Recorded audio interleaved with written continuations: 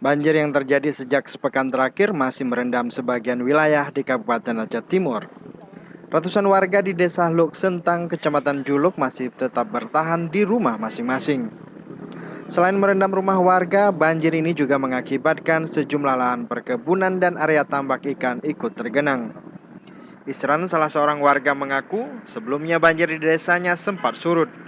Namun akibat hujan, banjir kembali naik dan merendam pemukiman warga. Sebelumnya warga desa Lok Sentang juga sempat diperintahkan oleh camat setempat untuk mengungsi. Namun warga tetap memilih bertahan di rumah masing-masing.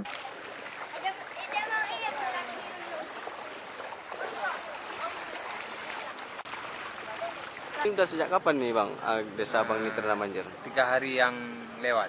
3 hari. Berapa ketinggian air di sini Bang? Ketinggian ada yang 2 meter, ada yang 1,5 meter. Ada yang mengungsi Bang? Gini, masyarakat sini disuruh mengungsi ada sama kecamatan. Cuman berhubung masyarakatnya yang nggak mau keluar. Iya.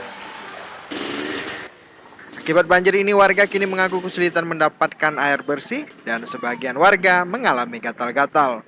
Warga berharap pemerintah dapat menyalurkan bantuan air bersih dan sembako.